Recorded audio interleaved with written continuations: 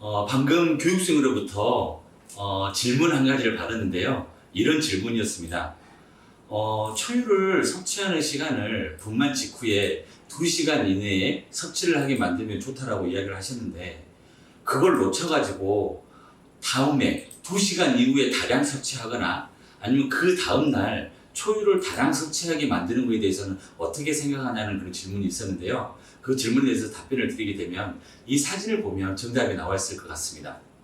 이 강의 자료를 보게 되면 유방 모양이 이렇게 3가지가 있는데요. 제일 맨 왼쪽에 있는 유방은 그러니까 분만 후 1일째의 어미소의 유방 상태고요. 두 번째가 분만 후 2일째, 그리고 세 번째가 분만 후 3일째 유방 상태라고 볼 수 있습니다. 유방 안에 작은 공이 혹시 보이시는지요? 이 작은 공은 유방 안에 엄마가 송아지에게 공급하기 위해서 만들어 놓은 면역 물질이라고 보시면 됩니다. 사진에서 보는 것처럼 분만 후 1일째까지는 공이 상당히 많이 들어가 있죠. 이 공 모양이 결국 공 숫자가 많은 걸로 봤을 때 분만 후 1일째까지는 어미소의 유방에 있는 우유에는 다량의 면역 물질이 들어가 있다고 생각할 수 있습니다. 그러면 이틀째 사진을 한번 볼까요? 이틀째는 절반, 어쩌면 3분의 1 정도만 남아있고 면역 물질이 없다고 볼 수 있습니다. 세 번째로 보게 되면 분만 후 3일째 사진 같은 경우는 면역 물질이 거의 없다고 볼 수도 있거든요. 이 사진을 보면서도 질문을 하신 분들은 이렇게 대답할 수 있을 것 같습니다. 분만 후 1일째 급여를 못했으면 분만 후 2일째 다량 급여하면 되겠네요 라고 말할 수도 있는데요. 그거는 조금의 오해가 있다는 생각이 듭니다. 이 사진을 보게 되면 좀 더 명확하게 설명을 할 수 있을 것 같은데요. 출생 직후에 송아지의 소장 상태를 모식화하였습니다. 그리고 오른쪽에 있는 것은 출생 이후 이틀에서 3일째 지난 상태에서의 송아지의 소장 모습입니다. 출생 직후의 경우에는 송아지의 경우 흡수라는 과정과 소화라는 과정 중에서 소화라는 과정을 할 능력이 되지 않습니다. 결국 출생 직후의 송아지는 자기 입에 들어오는 물이라든가 어미의 우유를 단순히 소화를 해내지 않는 상태에서 100% 흡수라는 과정을 통해서 흡수를 하게 됩니다. 즉 바꿔 말하게 되면 어미 우유 안에 들어있는, 즉 초유 안에 들어있는 면역 물질을 소화라는 과정을 거치지 않고 100% 흡수를 한다는 겁니다. 그걸 통해서 어미가 만들어 놓은 그런 면역 물질 자체를 흡수를 하게 되고, 그 흡수한 면역 물질이 송아지의 면역력을 구축을 하게 됩니다. 하지만 분만 2일째의 사진을 보게 되면 이 송아지가 자기 입으로 들어오는 음식물이라든가 아니면 우유를 단순 흡수 과정을 거치지 않고 소화라는 과정을 거친 후에 흡수를 하게 됩니다. 즉 어미 우유 속에 들어있는 면역 물질 자체를 면역 물질로 받아들이는 게 아니라 단순히 면역 물질 플러스 단백질로 생각하는 상황이 됩니다. 그래서 면역 물질 자체를 단백질로 인식을 하고 이 단백질을 분해해서 아미노산을 흡수하는 과정을 거치기 때문에 면역 물질이 결국은 파괴되는 그런 상황이 되는 겁니다.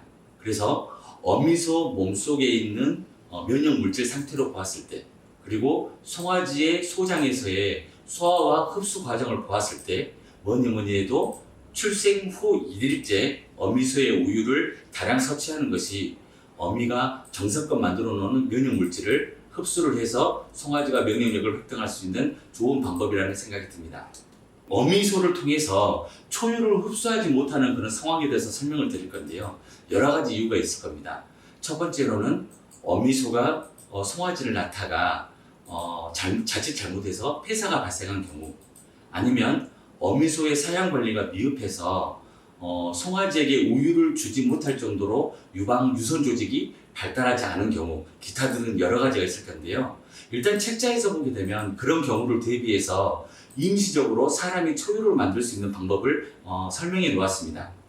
설명할 방법으로 보게 되면 일단 CU 0.7리터에 보리차를 0.3리터를 섞고, 그리고 계란 흰자위를 1개 섞은 다음에 참기름을 몇 방울 떨어뜨리면 된다라고 이렇게 설명이 되어 있는데요. 제가 직접 만들어 보지는 않고, 그리고 이걸 만들어서 급여한 농가를 대상으로 모니터링을 해보게 되면 그렇게 썩 좋은 방법은 아니라고 이야기를 합니다. 그래서 가장 좋은 방법을 제가 설명을 드릴 건데요. 지금 현재 양축하신 농가들 주위를 보게 되면 낙농 농가, 즉 착유를 하고 있는 농가가 다수 존재합니다. 이 착유 농가를 대상으로 하게 되면 이 착유 농가의 경우에는 초유를 다량 보관하고 있는 그런 상황이 됩니다. 왜냐하면 착유 농가의 경우 초유가 만약에 나비하는 우유에 들어가 있게 되면 나비하는 우유의 성적이 좋지 않아서 윷대를 높게 받지 못하기 때문입니다. 그래서 착유 농가의 경우 철저하게 초유를 보관하는 그런 성향이 있는데요. 그래서 이 초유를 보관하고 있는 초유를 낙농 농가에게 부탁을 하게 된다면 아주 저렴한 가격에 초유를 구입할 수 있을 거라는 생각이 듭니다. 여기서 질문 한 가지가 나오죠. 착유 농가는 홀스타인이고 그리고 우리가 지금 현재 구하여야 할 초유는 한우인데 이게 초유 성분으로 맞겠냐는 질문이 있을 수가 있는데요. 제가 직접 조사해 보진 않았지만 연구하시는 분들의 이야기에 따른다면 99.9% 이상 면역 물질이 동일하다고 합니다. 그러니까 착유 농가, 인근에 있는 착유 농가의 잉여 초유를 이용하는 방법도 좋은 방법이라고 생각이 듭니다.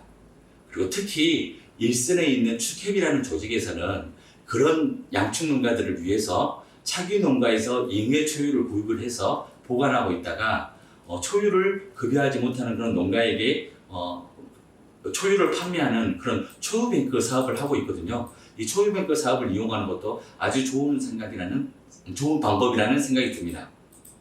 여기서 또 다른 질문이 한 가지 있을 수 있을 것 같습니다. 냉동 초유를 구입을 했는데 이 냉동 초유를 구입을 할 때 혹시 주의해야 할 사항은 무엇인가요? 라고 질문을 할 수가 있는데요. 이렇게 설명드리면 될 것 같아요. 제가 두 가지 정도 말씀을 드려야 되는데요. 첫 번째로는 이 냉동 초유를 결국은 해동을 시킬 때 반드시 중탕을 해야 된다는 걸 말씀드릴게요. 이 초유 안에는 제가 앞서 설명드린 것처럼 영양 성분이 높을 뿐만이 아니라 면역 물질이 다량 들어가 있잖아요.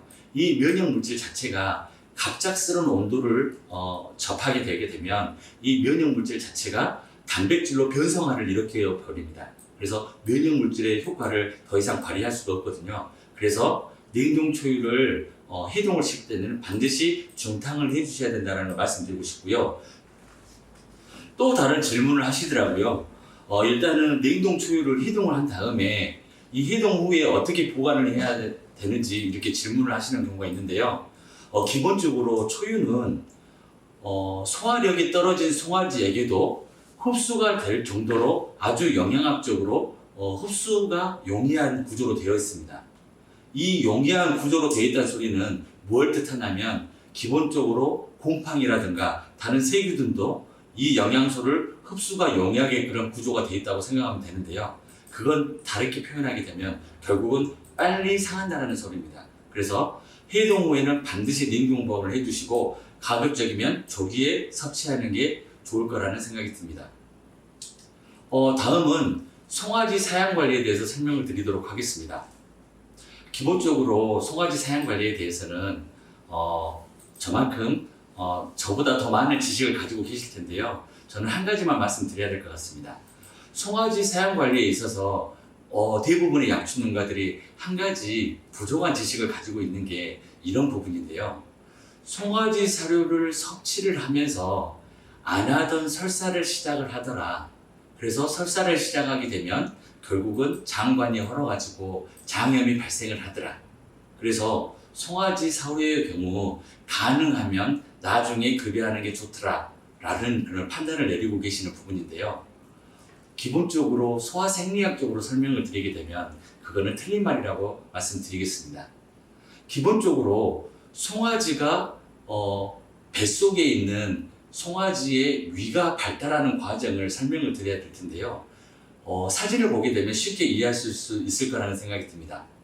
아래 왼쪽 사진을 보게 되면 송아지에게 우유를 배합사료를 주지 않고 우유를 단일 급여했을 때 위 안의 육모 상태의 사진입니다. 그리고 오른쪽에 있는 사진은 어린 송아지를 우유와 함께 같이 급여했을 때의 육모 사진입니다. 여러분들이 보시기에는 왼쪽 사진과 오른쪽 사진 어떤 게 육모가 더 많이 발달되어 있는 것처럼 보이시나요?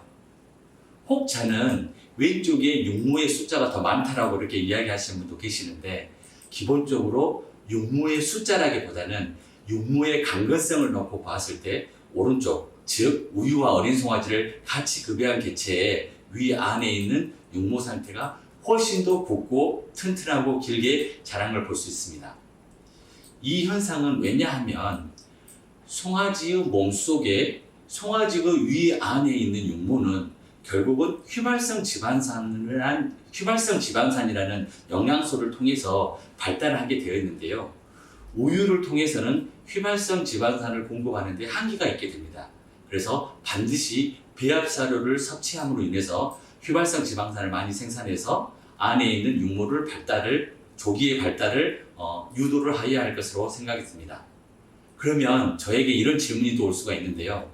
그러면 송아지 사료는 언제쯤 급여하는 게 가장 좋을까요? 라는 질문이 있을 수 있습니다. 저는 과감하게 이런 말씀 드리겠습니다. 우유를 섭취하고 있는 도중이라도 최대한 빨리, 가급적 빨리 송아지 사료를 섭취하게 만드는 게 송아지 몸속에 위 안에 있는 육모를 발달시키는 방법이라고 답변 드리겠습니다. 여러 사료회사에서 여러 판촉 직원들이 어린 송아지 사료를 판매할 것입니다. 여러 직원들, 컨설턴트 직원, 그리고 교수들, 연구진들에게 어린 송아지 사료의 급여 지침을 물어보게 된다면 어떻게 대답할까요? 아마 한 가지 대답을 할 겁니다. 저 역시 송아지 급여 지침에 대해서 설명을 드리라고 한다면 이렇게 답변할 것입니다. 설사를 하지 않는 범주 내에서 가급적 빨리 가능한 많이 섭취를 하게 만드는 게 어린 송아지 사료 급여 지침이라고 말입니다. 사료를 섭취를 하게 되면 송아지가 설사를 하는 상황이 많아진다는 것에 대해서 너무 제한을 갖지 마시고 사료를 급여해야만 송아지 위 안에 있는 육모가 발달이 극대화되어서 나중에는 정말 큰 육성우 개체가 된다는 것을 명심하시기 바랍니다.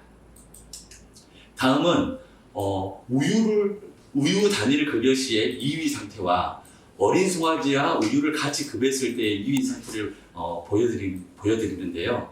왼쪽 사진과 오른쪽 사진을 보면 어떻게 구분이 되시나요?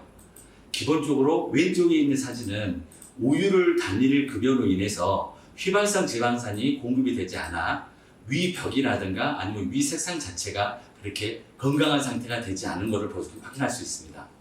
오른쪽에 있는 벌집 위의 상태를 보면 어떻게 되시나요? 어린 송아지와 우유를 같이 급여함으로 인해서 많은 영양소, 특히 휘발성 지방산이 공급됨으로 인해서 위 벽이 튼튼하고 이렇게 건강한 상태의 벌집이를 가질 수 있는 상황이라고 생각이 듭니다. 그래서 앞에 있는 1위의 육모 상태로 보았을 때 그리고 벌집이의 건강 상태로 보았을 때 결국은 어린 송아지 사료와 우유를 같이 급여하였을 때 위 발달이 조기에 정착이 된다라고 생각하시면 될 것 같습니다. 이제 송아지 산발 요령을 적어놨는데요. 이 송아지 산발에 관련된 부분은 지금 현재 강의를 듣고 계시는 양축가분들이 저보다 더 많은 지식을 가지고 있을 거라는 생각이 듭니다. 다만 여기 계시는 분들도 다 우시장에 가보신 것처럼 우시장에 가서 송아지를 구입할 때 우리가 뒷모습을 보거나 앞모습을 보게 되면 워낙 여러 개체가 동시다발적으로 이렇게 계류가 되어 있기 때문에 이 송아지를 상태를 보게 되면 등높이라든가 아니면 얼마나 음정의 폭이 발달되어 있는지는 비교적 쉽게 판단할 수 있습니다. 다만 여기서 송아지 산발 요령에 대해서 잠깐 언급을 한다면 똑같은 개체, 즉 우시장에 가서 송아지가 마음에 들었는데 이 2마리나 3마리 중에서 한 마리를 굳이 골라야 되는 상황이 된다면 이 부분을 체크하시면 좋을 거라는 생각이 들어서 송아지 산발 요령에 대해서 잠깐 설명드리도록 하겠습니다. 첫 번째 이제 귀를 보면 되는데요. 이 귀 안에 보게 되면 귀 털도 있고 그리고 귀 사이즈가 있고 귀 두껍기가 있을 겁니다. 우리가 두껍기라든가 귀 안에 있는 털은 우리가 만져볼 수가 없기 때문에 판단을 내릴 수가 없는데요. 우리가 시각적으로 봤을 때는 귀 크기를 볼 수가 있습니다. 이 귀 크기가 큰 개체일수록 겁이 많고 그리고 사료 섭취량이 적다라는 그런 통계 자료가 있거든요. 그래서 귀 크기는 가능하면 작은 그런 귀 크기를 가진 개체를 고르시는 게 옳을 거라는 생각이 듭니다. 그리고 두 번째로 눈에서부터 입 끝까지 우리가 주둥이라고 부르는 그 길이를 제가 설명드리고 싶은데요. 기본적으로 길쭉한 입을 가지고 있는 개체 같은 경우는 그렇지 않은 입이 짧은 개체에 비해서 편식이 강하고 사료 섭취량이 그렇게 많지 않다고 그럽니다. 그래서 똑같은 동일한 조건 하에서 우리가 송아지를 골라야 되는 상황이 된다면 이 입의 길이가 짧은 개체를 선택하는 것이 좋은 방법이라는 생각이 듭니다. 그리고 목 부분도 제가 표시를 해놨는데요. 목 두껍기라든가 목 길이를 체크를 했을 때 목이 두꺼우면 두꺼울수록 비육이 잘 되고, 그리고 목 길이가 짧으면 짧을수록 강건성이 뛰어나다고 합니다. 그리고 발목 부분이 있는데요. 발목 관절과 두껍기를 봤을 때 발목 관절은 두꺼우면 두꺼울수록 건강하고, 그리고 발목 두껍기는 가늘면 가늘수록 이렇게 건강하다고 그렇게 표현을 합니다. 다음은 송아지의 복부에 관련돼서 설명을 드려야 할 것 같습니다. 우리가 통상적으로 송아지 복부를 보았을 때 송아지의 위 상태를 미루어 짐작할 수 있는데요. 뿔룩 튀어나와 있는 상태를 보고 위가 발달이 되었다, 위가 발달이 되어 있지 않다라고 이렇게 판별을 내리는데요. 제가 말씀드리고자 하는 부분은 뿔룩감의 방향을 설명드리고자 합니다. 어떤 송아지 개체의 경우에는 불룩 튀어나와 있는데 그게 아랫부분으로 처져 있는 그런 개체가 있고요. 어떤 개체들은 많이 불룩 튀어나와 있음에도 불구하고 옆으로만 이렇게 튀어나와 있는 개체를 확인할 수 있는데요. 제가 감히 말씀드린다면 아래로 처져 있는 상태로 불룩 튀어나와 있는 송아지는 구매를 하지 않으셨으면 합니다. 왜냐하면 이 반추위를 받치고 있는 인대의 손상을 의심할 수 있기 때문입니다. 기본적으로 송아지는 다량의 사료 그리고 다량의 조사료를 섭취하더라도 반추위 부분이 튀어나오긴 하나 아래쪽으로 처지지 않는다는 것을 명심하시기 바랍니다. 이렇게 송아지를 선발을 해서 구입을 한 다음에는 결국은 육성 과정을 거칠 텐데요. 육성 과정에 대해서 설명드리도록 하겠습니다. 강의 자료를 보게 되면 육성기 기본 원칙이라고 해서 여러 가지를 적어놨습니다. 양질의 조사료를 무제한 급여, 그리고 일당 증체량은 약 하루에 600g 정도 증체량을 보일 수 있도록 유지, 그리고 충분한 운동, 그리고 일광욕을 제공, 그리고 오른쪽으로 보게 되면 최적 사용 온도는 13에서 25도씨, 그리고 최적 사용 습도는 70에서 80도씨. 이 부분에 대해서 설명을 드리게 되면 어떤 양축가분들은 저에게 어쩌면 욕을 할 수도 있을 거라는 생각이 듭니다. 왜냐하면 온도라든가 습도라든가 그런 거를 관리하기가 매우 힘들기 때문입니다. 다만 숫자 부분은 좀 기억을 해두시면 좋을 것 같고요. 제가 여기서 강조하는 부분은 두 가지를 강조하도록 하겠습니다. 첫 번째, 농우사료 제한급여. 교재를 보게 되면 하루에 약 3kg 정도 전후 급여하게 되어 있는데요. 결국은 하루에 3kg 정도 전후에서 벗어나게 되면 너무 적은 양을 주거나 너무 많은 양을 되게 되면 비만이 되거나 아니면 너무 야위 개체가 되어서 육성기에 송아지의 성장이 제대로 이루어지지 않는다는 걸 의미하거든요. 그래서 농사료 제한급여를 첫 번째 말씀드리고요. 두 번째로는 12 내지 13개월에서 250kg 정도의 목표의 성장치를 가지고 있으면 된다고 제가 말씀을 드리겠습니다. 자세한 부분은 다음 페이지에서 설명드릴게요. 육성기의 기본 원칙에서 제가 이런 말씀을 드렸습니다. 농우사료는 제한 사용을 하여야 한다. 그건 무슨 말이냐면 농우사료를 적게 급여하게 되면 너무 야윈 개체가 될 것이고, 농우사료를 많이 급여하게 되면 결국은 뱃속에서 탈이 난다는 소리를 의미하는데요. 기본적으로 사료를 적게 급여하시는 분들은 제가 만나본 적이 없고, 사료를 너무 많이 급여해서 문제가 생기는 경우는 제가 많이 접하였습니다. 이 사진을 보게 되면 간단하게 설명이 될 것 같습니다. 맨 왼쪽에 있는 사진은 정상적으로 농우사료를 섭취했고, 그리고 양질의 주사료를 다량 섭취했을 때의 반추위 1위의 사진입니다. 그런데 오른쪽 사진을 보게 되면 고의적으로 배합사료의 양을 최대한 급여를 하고 고의적으로 조사료를 급여량을 제한을 했을 때의 그 위 사진입니다. 사진을 보게 되면 어떤 생각이 드시나요? 기본적으로 육모가 발달되어 있는 것은 기본적으로 육모가 발달되어 있기는커녕 오히려 피부가 벗겨져서 벌겋게 드러나 있는 그런 사진을 볼 수 있습니다. 이거는 무엇을 말하냐면 육성기 때의 배합사료량을 많은 양을 급여를 하게 되면 반추위 발달은커녕 오히려 반추위가 망가진다는 걸 의미를 합니다. 그래서 내용을 보게 되면 과산증으로 인해서 설사가 발생을 하고 그리고 육모가 손상이 되어서 나중에는 소화율이 높아질 수가 없다. 그리고 외부 스트레스에 의해서 민감한 반응을 보인다는 겁니다. 그래서 제가 여기서 말씀드리고자 하는 부분은 배합사료를 너무 많이 급여하였을 경우에는 이 겉으로 보이는 모습은 암소 육성무가 좋아 보일지는 모르겠으나 위 안에 있는 소화기는 분명히 망가져 있다는 것을 의미합니다. 그래서 반드시 육성기 때는 농후사료를 제한급여하고 양질의 주사료를 무제한 급여하는 것을 원칙으로 삼아야 할 것입니다. 그러면 이런 질문이 올 수 있겠습니다. 그러면 어떻게 키워야만 야위지도 않고 뚱뚱하지도 않고 이렇게 키울 수가 있겠느냐, 이렇게 설명드릴 수 있는데요. 그렇게 질문을 하실 수가 있는데요. 그거는 제가 나중에 답변 드리고, 기본적으로 너무 야였을 때 그리고 기본적으로 너무 뚱뚱했을 때 어떤 문제가 생기는지를 먼저 설명드리겠습니다. 위에 있는 사진을 보게 되면 더 뚱뚱한 개체의 사진을 구해야 되는데 사진을 못 구해서 이 정도 사진을 올렸는데요. 위에 있는 사진은 정상적인 어떤 봄주보다 좀 뚱뚱한 개체, 즉 BCS가 좀 높은 개체라고 보시면 될 것 같고요. 아래에 있는 사진은 정상적인 개체에 비해서 BCS가 좀 낮은 개체라고 보면 될 것 같습니다. 위에 있는 사진처럼 키워서도 안 되고 아래에 있는 사진처럼 키워서도 안 된다는 걸 설명드리겠는데요. 일단 위에 있는 개체, 신체 충실 지수가 약 4.0에서 5.0 사이인 개체를 이렇게 설명을 하는데요. 이런 뚱뚱한 개체 같은 경우는 외모의 모습뿐만이 아니라 기본적으로 어미소, 번식우가 가져야 할 그런 생식기 자체에도 뚱뚱한 생식기를 보유하고 있다고 생각하시면 될 것 같습니다. 그래서 기름기가 다량 포함되어 있는 그런 생식기를 보유하고 있음으로 인해서 난소낭종 등의 위험이 증가합니다. 결국은 난소낭종 등이 발생을 하게 되면 정부 횟수가 늘어나게 되겠죠. 혹시나 난소낭종이라든가 아니면 정부 횟수의 증가 없이 잘 임신되었다 하더라도 이렇게 뚱뚱한 개체 같은 경우는 뱃속에서 송아지를 키우고 있으면서 나중에 분만할 당시에 조산이라든가 사산 그리고 유산의 위험성이 상당히 커집니다.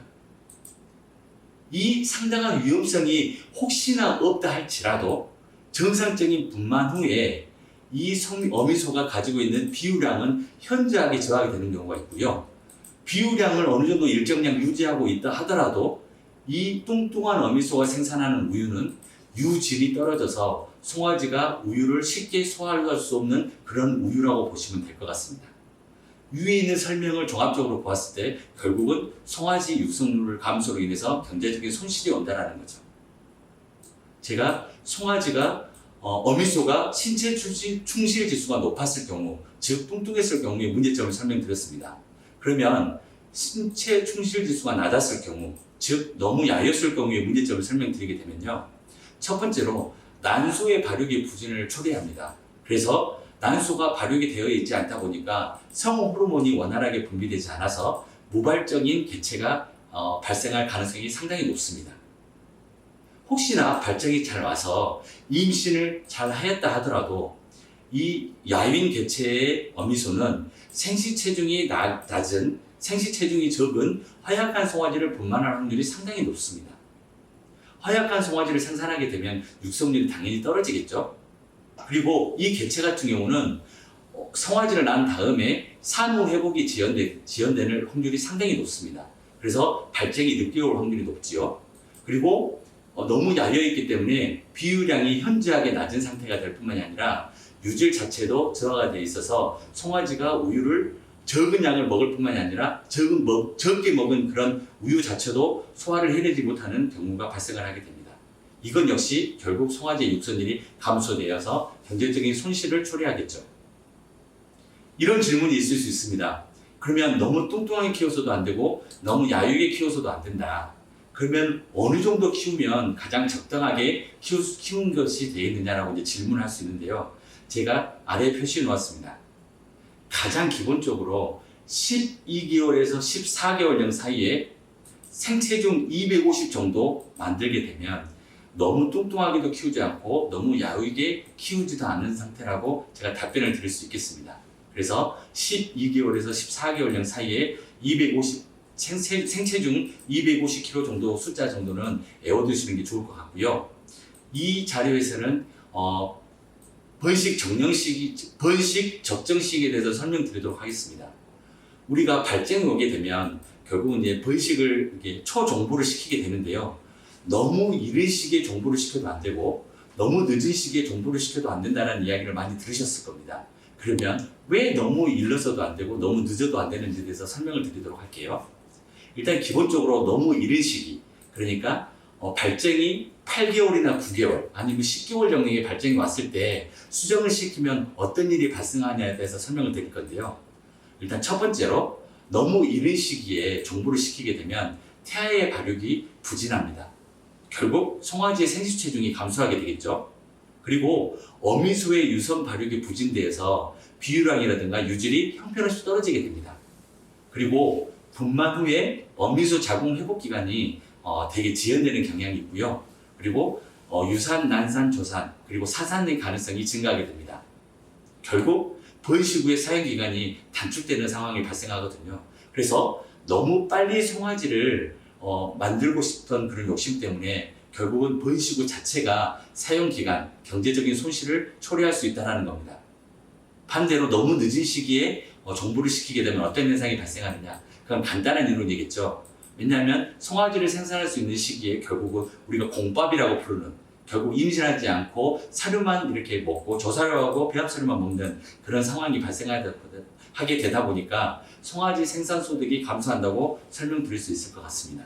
번식 적정 시기에 대해서 설명드렸습니다.